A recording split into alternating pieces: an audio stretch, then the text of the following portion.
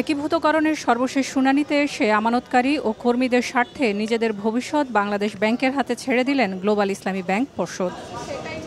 বৃহস্পতিবার সকালে বাংলাদেশ ব্যাংকের সঙ্গে বৈঠকে ব্যাংকটির অডিট রিপোর্ট তুলে ধরা হয়। প্রতিবেদনে দেখা যায় 2013 থেকে 2018 এই 5 বছরে গ্লোবাল ইসলামী ব্যাংকের চট্টগ্রামের শুধুমাত্র খাতুনগঞ্জ শাখা থেকেই 50 ট্রেডিং কোম্পানির মাধ্যমে 85% ঋণ নেয় এসালমের সহযোগী প্রতিষ্ঠানগুলো। নতুন পর্ষদ দায়িত্ব নিলে ব্যাংকটির অভ্যন্তরীণ অডিটে দেখা যায় ঋণের 14,500 কোটি টাকার 12,000 কোটি টাকাই নিয়েছে এসালম। এসব ঋণের বিপরীতে জামানত 25%-এরও কম। নিজেদের অস্তিত্ব রক্ষায় বাংলাদেশ ব্যাংকের উপর সিদ্ধান্ত ছেড়ে দেয় গ্লোবাল ইসলামী ব্যাংক।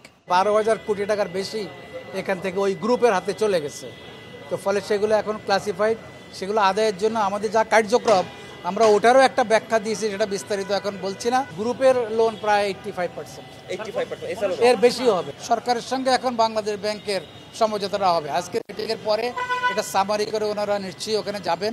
তখন গভর্নমেন্ট থেকে, মিনিস্ট্রি অফ ফাইন্যান্স থেকে যেটা আছে ওটা অ্যাওয়েটিং, কোনো টাইম ফ্রেম দেওয়া হয়নি। শেষ দিনের শুনানিতে নিজেদের অবস্থান তুলে ধরতে কেন্দ্রীয় ব্যাংকে উপস্থিত হয় সোশ্যাল ইসলামী ব্যাংক। ব্যাংকটির খেলাপি ঋণের হার 62%। বৈঠকে মার্জারের বিপক্ষে অবস্থান তুলে ধরে সময় চায় ব্যাংকটি। অনেক লায়াবিলিটি আসলে এসালম তৈরি করে গেছে, যে লায়াবিলিটি ইনিশিয়ালি ছিল না, পরবর্তীতে এলসিগুলো ম্যাচিউর করার পরে প্রচুর লায়াবিলিটি ক্রিয়েট হয়েছে। এগুলো পেমেন্ট করতে আমাদের আসলে অনেক চ্যালেঞ্জ ফেস করতে হয়েছে। ইউজুয়ালি রিকভার করতে অনেক সময় লাগে। সেটা আমরা বাংলাদেশ ব্যাংকে আমরা জানিয়েছি। আমরা কেন মার্জিংয়ে যাব? আমাদের ব্যাংকের অবস্থা খারাপ না। আমি চেয়ারম্যান সাহেবকে তো অনুরোধ করবো, আপনি একীভূত যাবেন না, আমরা উই ডোন্ট এগ্রি।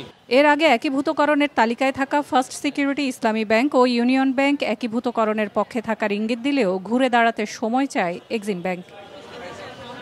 সেলিয়া সুলতানা, সময় সংবাদ, ঢাকা।